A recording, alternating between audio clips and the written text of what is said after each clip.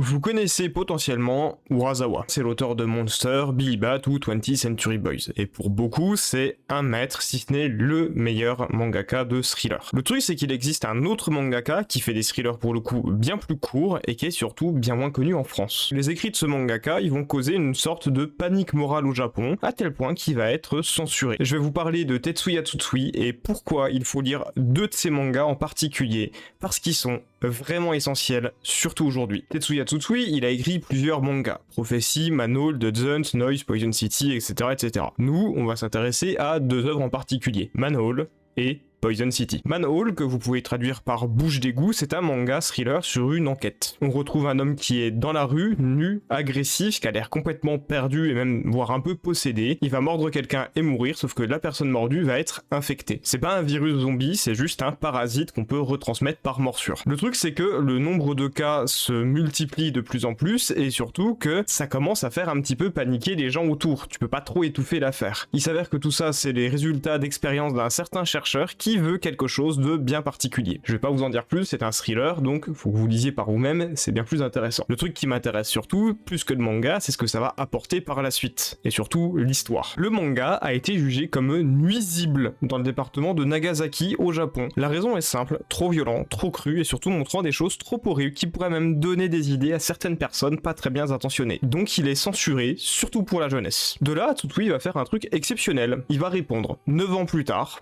avec un manga, 2 tomes seulement, et ça s'appelle Poison City. Le synopsis est simple, le Japon doit accueillir les JO 2020. Un jeune homme commet alors un meurtre qui ressemble en tout point à un meurtre vu dans un autre manga. Alors le Japon met un comité de surveillance des œuvres, comprenez plutôt un comité de censure. Notre héros, lui, c'est un mangaka qui veut faire une œuvre horrifique et un peu réaliste. Donc autant vous dire, ça va être compliqué pour lui. Ça va pas plaire du tout aux autorités, en fait. On va enchaîner entre tentatives d'intimidation, harcèlement, censure directe, menaces et surtout toujours le même questionnement. Qu'est-ce qu'on peut montrer ? Qu'est-ce qu'on doit montrer et surtout, est-ce que la censure c'est pertinent et surtout jusqu'à quel point ça va dénaturer notre œuvre et aussi nous empêcher de parler de thématiques importantes. Quand on lit le manga comme ça, il est déjà très intéressant de lui-même, mais quand en plus on sait que c'est une réponse à un manga qui a été très clairement censuré, on réalise à quel point avec un seul pas, on peut totalement tomber dans une censure quasi absolue au nom des bonnes mœurs. Comprenez bien, hein, l'excuse de protéger la jeunesse, elle est et ça sera toujours du vent. Les politiques, ils adorent cette excuse, mais au fond, la jeunesse, ils s'en fichent. Ils veulent seulement avoir contrôle sur le plus de choses possible. Encore plus quand ces choses, c'est des moyens de communication et que ces moyens de communication, ils peuvent les critiquer.